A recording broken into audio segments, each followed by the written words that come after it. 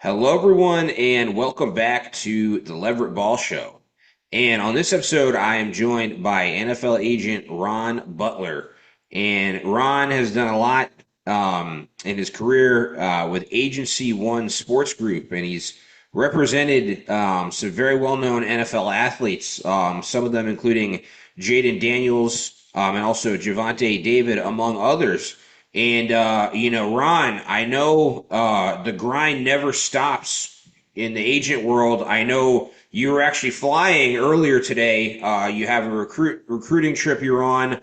I mean, what's the kind of day-to-day life and the grind like as an agent? Oh man, well, first of all, thanks for having me on. Definitely appreciate the time and being able to give you kind of, I guess you could say my history or my background in terms of my business and all of those good things. So just to kind of kick it off, I am on the road recruiting. It's one of those things that, hey, you have a draft class one year, you got to be prepared to have a draft class the following year. As you guys know, this game is not forever. So you have some players that kind of age out. They get to a certain point where they age out, and you have to be able to, I guess you can say, sort of replace those guys in a sense.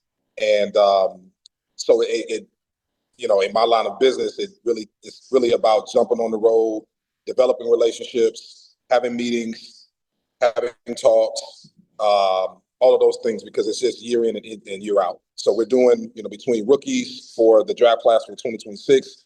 We're also doing, this new NIL thing. So that plays a lot of, it has a big factor in that in terms of recruiting as well. So it never stops. 100%. And you mentioned also, the upcoming draft class. And the thing is, with guys who are, draft picks, I mean, there have been some guys, who have won a Heisman in college and been a first round pick and not been good in the NFL. There have been guys who are undrafted free agents who didn't even start until their senior year of college and they have a great NFL career. And it's hard to predict how guys are going to do in the pros when they're still in college. So how do you go about trying to figure out, what someone's potential is? Well, the biggest thing is, how are you transitioning to the league? I think that when these teams do their evaluations, they look into how is this guy's game, how does this guy's game translate to the league, into what we're doing in terms of our operation, in terms of our organization. And like you said, you can have all the success in the at the college level, and you get to the league, and there's like, it's not what we thought it was going to be. It's not who we thought we drafted. And, some of those careers, they start early and, you could be a first or second round pick. And the next thing you know, you're out of the league after year three. And, then you have some guys that are later round picks, guys that are free agents, that their grind is a lot tougher in terms of being able to make the team. But I think that when you have that passion and you have that hunger, for some reason that guy who's kind of down at the bottom, his fight, his hunger may be a little bit different than say a guy who's kind of, it's been handed to you a little bit in that aspect. But I also feel like, in terms of common conversations with teams and organizations, kind of getting their 2 cents on who you should go after, who's worth your time, who you should stay away from. Um, I use my lifelines. I have a bunch of relationships. Obviously, I've been in the business for a very long time, and I use those relationships to kind of, get the, I guess you can say, get the back end story on who these guys are and if it's worth my time. So I really go with the evaluations of the teams. Definitely. Well, and I definitely have some questions I want to ask you about, working with guys who are, established NFL players and have been in the Mhm. league for a little bit, and some of the well-known guys you worked with. But one more question on the topic of like guys coming out of college transitioning to the pros. You mentioned NIL earlier, and before NIL, when guys would sign their first NFL contract, that was the first time they made money off of football. And obviously prior to NIL, their only compensation was scholarships That's and correct. not actual pay. And I remember hearing a story about like Arian Foster one time played in a college game on national TV after not eating for 2 days. Very different times now with, some college athletes making millions in NIL, So, I mean, how has it changed kind of the landscape for helping guys transition to the pros when some of them are already millionaires and it's not their first time ever getting a big deal? Right, right. Well, I definitely think you hit it right on. That's a perfect question. Obviously, the times have changed. They're doing deals now where, hey, you know what, you may not make it to the NFL, so your opportunity now to cash in, you know, you got to make some things happen, but also it turns into kind of like a free agency type of experience for college players. So as you go through the process of recruiting some of these guys, where hey, they're making seven figures, they're in the high six figure category. Um, there's there's a different approach now that you have to take. It's not so much of, hey, this is what I can give you in terms of, whether it's something cash value wise from an incentive standpoint. Most of these kids can now pay for their own training. They can do their own thing, but it has to be something about that agent or that agency that attracts these players to want to come and be a part of what you're doing. And I think that's the biggest part of it is understanding, number one, who you are as an agent, who your agency is in terms of competing against the other agencies around the business. Um, a lot of players don't want the big fancy, you know, I guess you can say the Rolls Royce in terms of agencies. You have some guys that want the Toyota Camry, reliable, something that's low on gas, but you have that personal relationship and you're not one of, say 200 players. So I think that as you go through that process in recruiting, especially with the NIL space where it is now, you have to be able to kind of find out who's for you. And that's why you go through the recruiting process and you learn more and more about the player, and the player learns more about the agent or the agency. I like NIL. I know some people who are like traditional college football fans have criticized Right. it, but the way I look at it, like colleges, if they have a big time college football team or college basketball team, they make so much money off of that with ticket sales and their massive TV contracts. And Mm-hmm. I think for, the athletes to be contributing to how much the schools are making off their football and their basketball, but not getting compensated all themselves, I don't think it's really fair. Now, maybe if you were like a college golfer, your school's not making $1 zillion off their TV deals. But for the NCAA to think that top college football and basketball players should not make money while making that much money for the school, I think that was an unfair system. So I like NIL. Right. But then, moving away from the topic of college sports, I mean, you've worked with some very well-known guys, who were already established NFL players, Jayden Daniels, Denzel Perryman, Ernest Jones, among many others. And what's it like, when you're working with guys who have already proven that they can play in the NFL. What's the kind of their mindset like, and how is your approach maybe different working with some of those established guys than maybe a guy who's a draft prospect? Well, like I said, when you go through the process of recruiting certain players, you'll be able to kind of get an idea of, okay, you know what, this guy understands what it takes to be a professional. Okay, and like I said, you know, as you go through the process of once these guys get to the league and they get established and they have a name, and you're still in the space of, okay, I still have to do a job, but I understand, number one, who the person is, how the person thinks, and if they're high, if they're I guess you can say, um, if they're low maintenance or high maintenance. It really depends on the person. So I think you take a guy like Lavonte David, who's been in the NFL for 14 years, um, very low maintenance guy, very professional guy. He's been a captain for the Buccaneers for 13 years now. And, you can just tell by how he operates. You never see him in the media. He's always doing things in terms of his community. He's always giving back. He's always that guy when you go into the Bucks facility, his pictures are everywhere. Okay, that means that he's been able to put his stamp on, number one, his last name. That's what people are going to remember. And I think that he also understands that when you get into the league, it's not promised.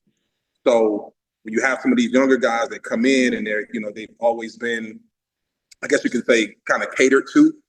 Um, a lot of times they end up, kind of fizzling out because maybe they've always been catered to, so they don't know what it takes to necessarily be a professional. So I've seen it on both sides. I've had guys that, were really good players, but couldn't stay on top of their business, couldn't handle themselves as professionals.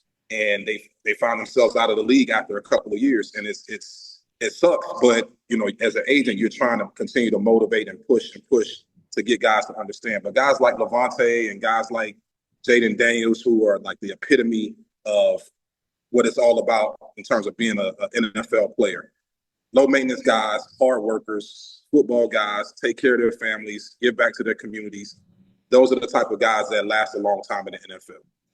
100%. And, you also referenced Jayden Daniels, and, Jayden is a guy who's a stud quarterback. And, the top quarterbacks get the most attention out of any players in the league. And it's funny because this was like 3 years ago, but I had a guest on this podcast named Ben Rowitz, who was the business manager for Tom Brady. And Okay. his role was a little different from yours because he wasn't Tom Brady's agent, but he was his business manager. And I mean, he was one of the most guarded people I've ever met, which he has to be guarded to do his job effectively. But like, he had a list of media people who weren't allowed to go near Brady because he thought they were shady and they were trying to screw him over. And like, when I was interviewing him, he made it clear to me, you can talk about what it's like to work with Tom, but like you can't ask me about like his personal life or Right. about Giselle Bundchen, who was his wife at the time, or anything like Right. that. And all NFL players are in the public eye, but like franchise quarterbacks have the spotlight on them even more. And Yes. so, Definitely. I mean, is it maybe when you're working with a top quarterback something that takes more time and effort and also more caution? Definitely. I mean, he's a face. He's a face of the franchise. My job is to make his job easier, make his life easier. Certain questions that come up, things that certain people want to talk about. I get interview requests and different things all the time. A lot of those questions are off limits. And that's because I understand, number one, who he is as a person. He's a very private person. Okay. My job is to make sure that, whatever's private stays private.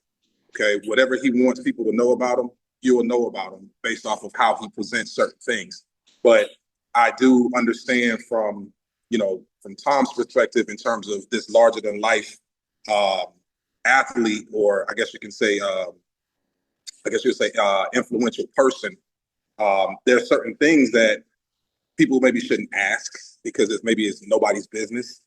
And I think that it goes for a lot of these players, but I think specifically when you're dealing with a franchise player, you want to protect them. You want to make sure that they feel like, hey, we're normal people too, but those things that you really want to ask somebody, and like those things should be off limits. So that's why we always make sure that there's a certain level of understanding before we even start talking about, hey, this is who, we're interviewing this person. Okay, those questions are off limits. So that's kind of the approach. I mean, I think it's also maybe comparable to like a lead singer in a band, like a Agree. quarterback on a football team. Agree. Because another, and I won't just talk about past guests this whole episode and try and kiss No, my own ass about who I've free. had on the podcast, but one of my past guests was this guy named Ryan Dusick, who used to be the drummer in the band Maroon 5. And he Okay. was telling me about how like everyone in the band got an unhealthy amount of attention and they had no privacy. But he said their lead singer, Adam Levine, it was on another level where like he couldn't really go out in public and do anything. And Ryan actually told me he didn't envy that. He thought it would be unenjoyable, and he got too much attention at the time. But Adam Levine's on another level, and with it, like a franchise quarterback, I mean, anyone on the roster is going to get attention, but you're going to get a lot more attention as a franchise QB than like a practice squad linebacker. So it's got to be intense. It sounds like Jayden handles it well, and it sounds like you also do a good job of helping him through it. But obviously, you work with some big time guys and you've had a lot of success, but let's actually rewind in your life a little bit. How did you first get into being an agent? Well, I want to say this probably had to be maybe 15 years ago. I was in a situation where I wanted to get into the business. I had some players that I guess you could say I mentored at the time, where guys were going through the college process and guys were visiting these different programs, visiting these different schools, and they felt like they needed somebody to kind of be that liaison. Um, then I got to a point where some of those players were so good at that college level that now they were going to get an opportunity to, be drafted or go to the next level. And that same thing kind of occurred in the process, which was, hey, can you help me in this process in terms of picking somebody who to go with?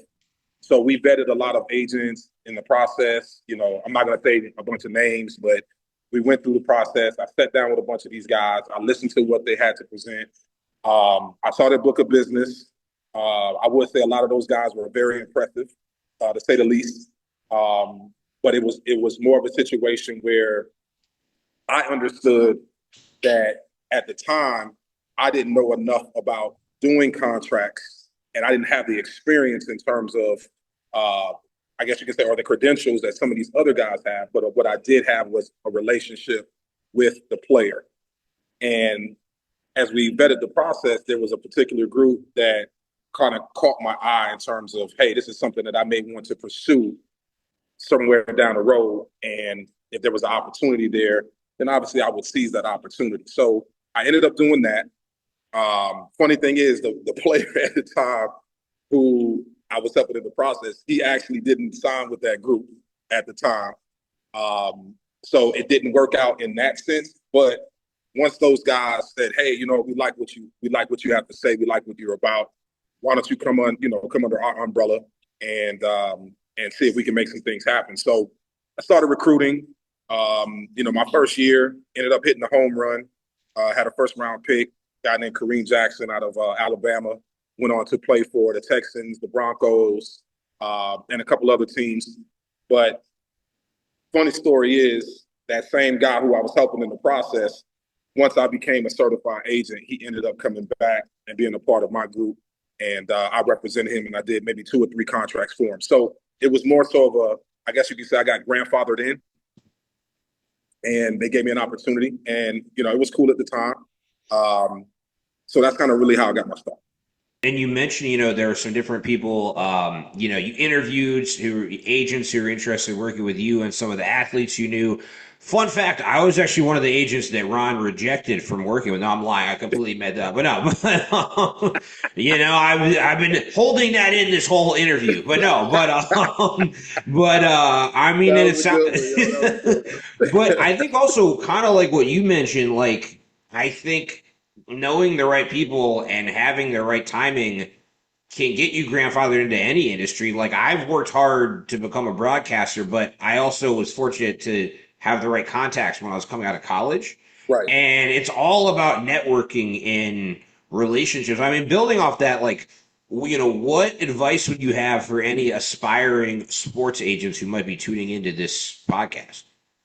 I would say number one, like you said, relationships. Don't be afraid to reach out. Don't be afraid to, if you see an agent who is a well-known agent, or you hear stories about them, shoot them an email.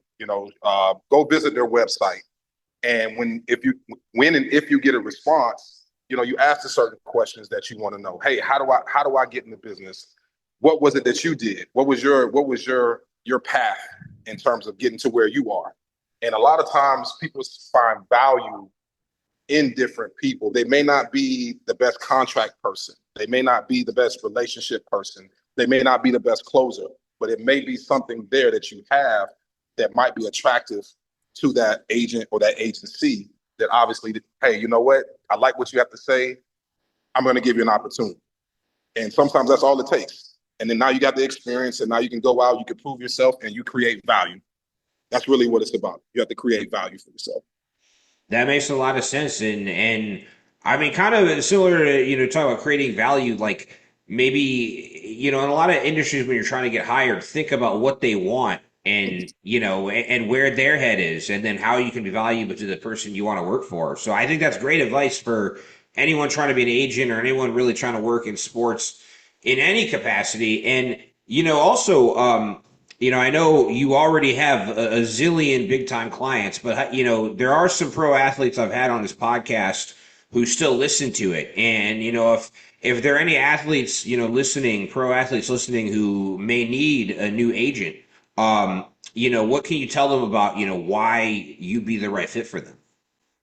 Well, I think number one, when you look at your, I guess you could say your credentials in terms of what you've been able to do and the guys that you've represented and the longevity that you've been in the business and the longevity that your clients have been a part of your business or your company, I think that speaks volumes. Also, in terms of relationships that you have around the league, I think that when you're able to reach out to general managers and you're able to reach out to executives within those different clubs, they you start to build a rapport. And when you have that rapport and people know that you do good business and people know that, hey, you know what, if Ron says he has somebody that's worth their time, then hey, you know what, we'll give a guy an opportunity.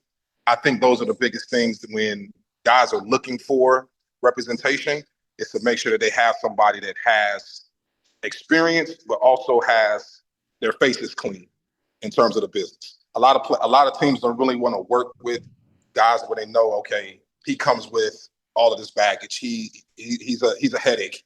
So sometimes teams will rather not negotiate. I've been in a situation where one of my former partners years and years and years ago told me, hey, I'm going to go in, I'm going to help you do this. And then the club tells me, hey, you know what? We don't want to do business with that guy. We're not working with that guy. So you just have to keep your face clean. You have to make sure that you keep a good rapport, but you also have to make sure you flip that table over to make sure you get that contract done for your player. Yeah, that makes a lot of sense. And I think it's kind of a point we touched on earlier, but like the sports world is such a small world that if, you're tough to do business with or you're a jerk, I mean, it's going to get around, Mm-hmm. and so I think, like you mentioned, the way you handle things, the way you interact with people and treat people and the relationships you build go a long way. But Ron, I really appreciate you taking the time to join me on the podcast today. But before we wrap things up, for any big time Ron Butler fans, where can they follow you on social media, and what are you up to in the near future? Okay, on social media, on all platforms, I'm at Agent Butler One. Not hard to find. Um, in the future, I do have some big plans coming up. Um, can't really can't really go into detail with it right now, but I definitely have some big things coming up. I'm excited in terms of what the future holds. I feel like 2026 is going to be a really big year, and I'm excited for what's to come. I'm really proud of my guys in terms of the players that I currently represent, and even the former players who are doing different things off obviously being retired now. I'm really proud of what they're doing and the impact that they're making, and it's great to see all of those guys just flourish and do big things. So that's really all I got for now. But like I said, I appreciate the opportunity coming on, and if opportunity presents itself again, let's do it again. Absolutely. And that's great you mentioned, what your some of your clients who've retired from football are doing.